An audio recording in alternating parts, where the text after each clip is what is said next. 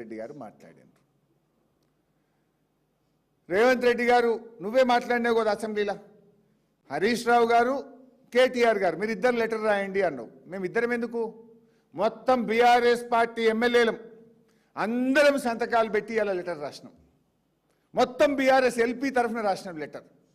గౌరవనీయులు మా ఎమ్మెల్యేలు వివేక్ గారు, కోవ లక్ష్మి గారు, మాణిక్రావు గారు, అనిల్ జాదవ్ గారు ముఖ్యమంత్రి గారికి లెటర్ ఇవ్వడానికి ముఖ్యమంత్రి ఛాంబర్కి పోయింది. ఈరోజు ఈ స్కామ్ల మీద అవినీతి జరపండి, నువ్వు అసెంబ్లీలో అడిగినావు కదా, నువ్వు అడిగిన ప్రకారంగా ఇగో ఈ లేఖ రాస్తున్నాం, ఈ లేఖ రాస్తున్నాం, ఈ లేఖ మీద విచారణ జరపండి రేవంత్ రెడ్డి గారు అని చెప్పి ఈ లేఖ ఇవ్వడానికి మేము నలుగురు ఎమ్మెల్యేలం మా పార్టీ తరఫున ముఖ్యమంత్రి గారి ఆఫీస్లో అసెంబ్లీలో వెళ్ళారు.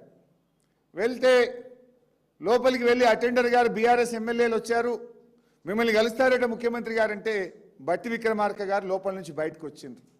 ముఖ్యమంత్రి గారు బిజీ ఉన్నారు, అసెంబ్లీ అయిపోయిన ఇంకా కలుస్తారు, ఇప్పుడు కలవరు అని చెప్పి పంపించిండ్రు మా ఎమ్మెల్యేలను.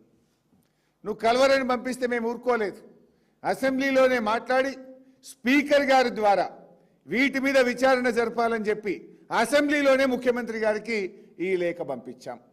ఈ లేఖ అసెంబ్లీలోనే పంపించాం.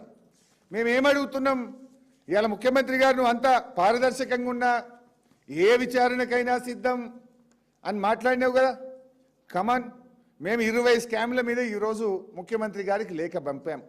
సివిల్ సప్లై స్కామ్, అమృత్ టెండర్ల scam, KLSR scam, Naini coal block scam, Singareni OB టెండర్ల scam, NTPC thermal power scam, HCU భూముల స్కామ్, లగచర్ల ల్యాండ్ స్కామ్, 1 కోటి ఎకరాలు నిషేధిత జాబితాలో పెట్టి నచ్చిన వాళ్ళై లెక్క కుదిరిన వాళ్ళై తీసేసేటువంటి స్కామ్, అదేవిధంగా ఎక్సైజ్ డిపార్ట్మెంట్లో మైక్రో బ్రీవరీ స్కామ్, హ్యామ్ రోడ్ల scam, TDR scam, young India school scam, 4th city scam, hill TP scam, అక్రమ mining scam, Deccan cement scam, మంచిరేవుల దేవాదాయ భూముల కుంభకోణ స్కామ్, వీటన్నిటి మీద విచారణ జరపాలని మా ఎమ్మెల్యేలు మేమందరం సంతకాలు పెట్టి ఈ లేఖ ముఖ్యమంత్రి గారికి పంపినాం. ముఖ్యమంత్రి గారు నువ్వు అంత సత్యహరిశ్చంద్రుడు అయితే, నువ్వు తప్పు చేయకపోతే, నువ్వు మాట మీద నిలబడే మనిషివైతే, నీలో చీము నెత్తురుంటే నువ్వు అసెంబ్లీలో చెప్పిన దాని ప్రకారంగా దీని మీద సిట్టింగ్ జడ్జితో విచారణ జరుపు. కమాన్, సిట్టింగ్ జడ్జితో విచారణ జరుపు, లేదా హౌస్ కమిటీ వేయి. నువ్వు తప్పు చేయకపోతే ఎందుకు భయపడుతున్నావు? తప్పు చేయకపోతే ఎందుకు తోక ముడుస్తున్నావు? మాట మీద నిలబడవా నువ్వు? అసెంబ్లీలో కదా నువ్వు హామీ ఇచ్చింది, మా ఇద్దరినే కదా ఉత్తరం రాయమన్నది. ఇద్దరం కాదు మొత్తం మంది ఎమ్మెల్యేలను కలిపి ఉత్తరం రాసినాం. కమాన్, ఈ 20 స్కామ్ల మీద ముందుకు రా, దీని మీద సిట్టింగ్ జడ్జి చేత విచారణ జరుపు. నిజాయితీ ఉంటే, నువ్వు తప్పు చేయకపోతే దీని మీద ముందుకు రా. నువ్వు ఎన్ని డైవర్షన్ టాక్టిక్స్ చేసినా ఈ స్కామ్ వదలం. ఈ 20 స్కామ్ల మీద కూడా మేము పోరాడతాం. మైనింగ్ స్కామ్ మీద పోరాడతాం. ఈ 20 స్కామ్ల మీద కూడా రాష్ట్ర ప్రభుత్వ ఖజానాకు నష్టం జరగకుండా, ఈ రాష్ట్రానికి నష్టం జరగకుండా, తప్పు చేసిన వారికి శిక్ష పడేదాకా కూడా మేము పోరాడుతూనే ఉంటాం. మైక్ ఇవ్వకుండా అసెంబ్లీ ఒక మాక్ అసెంబ్లీ అయిపోయింది. అసలు మాకు మైకే ఇయ్యరు. 4.5 గంటలు నిలబడ్డాము, గొంతు పోయేదాకా మైక్ ఇవ్వండి అన్నాం. మేము మా సీట్లో కూర్చుంటాం, మాకు మైక్ ఇవ్వండి అన్నాం. మా దిక్కు చూసులు లేదు, మాకు మైక్ ఇచ్చులు లేదు. నిజమైన అసెంబ్లీ నడిపే పద్ధతి ఇదా? ప్రతిపక్షాల గొంతు నొక్కడమేనా? ఇదే రకమైనటువంటి పద్ధతి అని నేను అడుగుతా ఉన్నాం. హౌస్ కమిటీ అడిగితే తప్ప, ప్రజాధనం దుర్వినియోగం చేస్తుంటే మేము దాన్ని ప్రశ్నించడం తప్ప. ఇది ఎట్లుందంటే ముఖ్యమంత్రి గారికి ఒక భయం. పొంగులేటి గారికి ముఖ్యమంత్రి గారి మధ్య వాటాలు ఉంటాయి. ఏ ల్యాండ్ స్కామ్ జరిగినా 50-50, 30% తీసుకుంటారు ల్యాండ్ క్లియర్ చేయాలంటే. 30లో 50 ముఖ్యమంత్రికి, 50 రేవంత్ ఈ పొంగులేటికి సగం పంచుకుంటారు. అందువల్ల ఆయనను ఈయన కాపాడుతాడు, ఈయన ఆయన కాపాడుతాడు. ఆయన మీద హౌస్ కమిటీ వేసే ధైర్యం ముఖ్యమంత్రికి లేదు.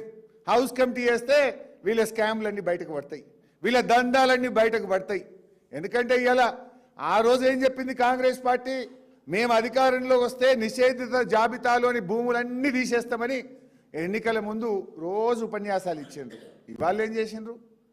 కోటి ఎకరాలు నిషేధిత భూములను నిషేధిత జాబితాలో పెట్టిండ్రు. కోటి ఎకరాలు పెట్టిండ్రు. ఇవాళ ఏమైంది? సెటిల్మెంట్ అయితే తీసేసుడు, లేకపోతే పెట్టుడు.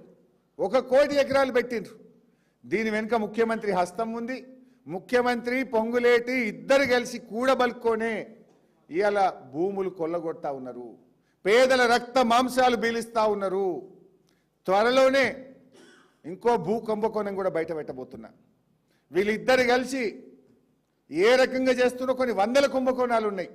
ఆధారాలతో సహా ఒక భూ కుంభకోణాన్ని త్వరలోనే బయట పెట్టబోతా ఉన్నా. అది ఎట్లా చేసిండ్రో ఏం చేసిండ్రో అన్నీ చెప్తా. ఎందుకంటే ఇవాళ పొంగులేటిది రేవంత్ రెడ్డిది ఫెవికాల్ బంధం. ఇవాళ కొడంగల్ నారాయణపేట లిఫ్టు ముఖ్యమంత్రి నియోజకవర్గం టెండర్ ఎవరికి ఇచ్చిండు? కొడంగల్ నారాయణపేట లిఫ్ట్ టెండరు పొంగులేటికే కదా నువ్వు ఇచ్చింది. మీ బంధం అంత గట్టిది. నీ నియోజకవర్గంలో వేల కోట్ల రూపాయల టెండర్ ఇదే పొంగులేటి కంపెనీకే ఇచ్చినావు కదా. అంటే మీ ఇద్దరి మధ్య ఎంత బంధం ఉందో అర్థమైతలేదా? మూసీ నీకు ఇష్టమైన ప్రాజెక్టు కదా మూసీ. ఆ మూసీకి మంచినీళ్లు తెచ్చే, కాళేశ్వరం నీళ్లు తెచ్చే టెండర్ ఎవరికి ఇచ్చినావు? పొంగులేటికే ఇచ్చినావు కదా. నీ కలల ప్రాజెక్టు మూసీ టెండరు పొంగులేటికే ఇచ్చినావు. నీ నియోజకవర్గ కొడంగల్ నారాయణపేట లిఫ్ట్ వేల కోట్ల టెండరు పొంగులేటికే ఇచ్చినావు. ఇక నువ్వు పొంగులేటి మీద యాక్షన్ తీసుకుంటావు అంటే ఎవరు నమ్మాలి? మీ ఇద్దరి మధ్య ఉన్న బంధం అంతా ఇంత కాదు కదా. అన్నీ తెలుసు. బయట పెడతాం, ఇడిచిపెట్టాం. ఇకపోతే ఏ తప్పు జరగలేదంటారు. ఏ తప్పు జరగకపోతే ఎందుకంత భయపడుతున్నారు? ఇవాళ ఇవి 2 లెటర్లు. మైనింగ్ డిపార్ట్మెంటు ఇది ఇల్లీగల్ క్రషర్, ఈ క్రషర్ను మూసివేయండి, ఈ క్రషర్ మీద చర్యలు తీసుకోండి అని మైనింగ్ డిపార్ట్మెంటు పొల్యూషన్ కంట్రోల్ బోర్డుకు 8 నెలల కింద ఉత్తరం రాసింది. 8 నెలల నుంచి గడ్డి విక్తుండ్రా, గాడిద పనులు తోముతుండ్రా, మేమే బయటకు పెట్టినా అంటున్నావు కదా రేవంత్ రెడ్డి.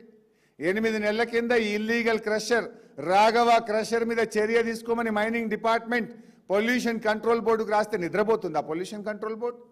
మంత్రి గారు దాన్ని భయపడుతుందా, నిద్రపోతుందా? అదే మా పటాన్ చెరువు ఎమ్మెల్యే మైపాల్ రెడ్డి గారి తమ్ముడిని రాత్రికి రాత్రి అరెస్ట్ చేసి 1 నెల రోజులు జైల్లో పెడతారు. మంత్రి గారు క్రషర్ అయితే అటు పోవడానికి భయపడతారా? ఇది కాదా? ఈ డాక్యుమెంట్లు నిజాలు కావా? తర్వాత మేం బయట పెట్టినాం. ఎప్పుడొచ్చింది లెటరు? సీనరేజ్ ఛార్జెస్ కట్టినాము. This is the document. ఇది కూడా ఎప్పుడొచ్చింది? హెచ్ఆర్డీసీఎల్కు పొంగులేటి కంపెనీ పోయి మేము సీనరేజ్ కట్టిన ఒక కాపీ ఇవ్వండి, డాక్యుమెంట్ ఇవ్వండి అని అట్టుకొచ్చిండ్రు. దేనికి సీనరేజు? ఏ క్రషర్ సీనరేజు? ఈ క్రషర్ నుంచి కోత్వాల్ కూడా క్రషర్ నుంచి పోయినట్టు 0 పర్మిట్లు ఉన్నాయా? కోత్వాల్ కూడా నుంచి తీసుకువెళ్తే మైనింగ్ డిపార్ట్మెంట్కు నెల నెల మీరు ఎన్ని మెట్రిక్ టన్నులు తీశారు, ఎన్ని మెట్రిక్ టన్నులు ఎక్కడ సప్లై చేశారో ప్రతి నెల మైనింగ్ డిపార్ట్మెంట్కు రిపోర్ట్ ఇవ్వాలి. ఇచ్చిండ్రా? ఏదీ లేదు. ఇది క్రషరే ఇల్లీగలే. మైనింగ్ డిపార్ట్మెంట్ యొక్క పరిధిలో లేకుండా ఏ మైనింగ్ పరిమితి లేదు, ఇండస్ట్రీస్ అనుమతి లేదు, పొల్యూషన్ కంట్రోల్ బోర్డు అనుమతి లేదు, ఏ అనుమతి లేదు. ఆడ కాంగ్రెస్ పార్టీ జెండా పెట్టిండ్రు, రాఘవ కన్స్ట్రక్షన్ అని రాసిండ్రు. నేనే రాజు, నేనే మంత్రి, నన్నెవడు అడిగేటోడు అనే విధంగా ఇష్టారీతిగా వందల కోట్ల రూపాయలు మీరు కొల్లగొట్టారు. అందుకే మేము స్పష్టంగా చెప్తున్నాం, ఇవాళ నిష్పాక్షికమైన విచారణ జరగాలంటే వెంటనే పొంగులేటి శ్రీనివాసరెడ్డి గారు రాజీనామా చేయాలి. లేదంటే ఆయనను వెంటనే బర్తరఫ్ చేస్తేనే నిష్పాక్షికమైన విచారణ జరగడానికి అవకాశం ఉంటుంది. అదర్వైజ్ సిబిసిఐడి అనేది రేవంత్ రెడ్డి జేబు సంస్థ, అది ప్రభుత్వానికి జేబు సంస్థ. సిబిసిఐడి ఏదో విచారణ మంత్రి మీద జరుపుతుంది, నిజాలు బయటకు తీస్తుంది అనేటువంటిది అంత డొల్ల. చరిత్రలో ఎక్కడ కూడా అటువంటి ఉదంతం లేదు. నిజాయితీగా జరగాలంటే, అన్ని విషయాలు బయటకు రావాలంటే సిట్టింగ్ జడ్జి చేత విచారణ జరపండి, మంత్రి గారిని బర్తరఫ్ చేయండి, హౌస్ కమిటీ వేయడానికి ముందుకు రావాలని బీఆర్ఎస్ పార్టీ పక్షాన డిమాండ్ చేస్తున్నాం. తప్పకుండా ఉన్నది. ఏం చేస్తామనేది రేపు ఉదయం 10 గంటలకు మేమందరం ఇక్కడ నుంచి తెలంగాణ భవన్ నుంచి మా కార్యాచరణ ఉంటుంది. రేపు మార్నింగ్ 10 o'clock ఆ విషయాలు రేపు ఉదయం చెప్తాం, ఇప్పుడు చెప్పం. బట్ కార్యాచరణ ఉంటుంది తప్పకుండా.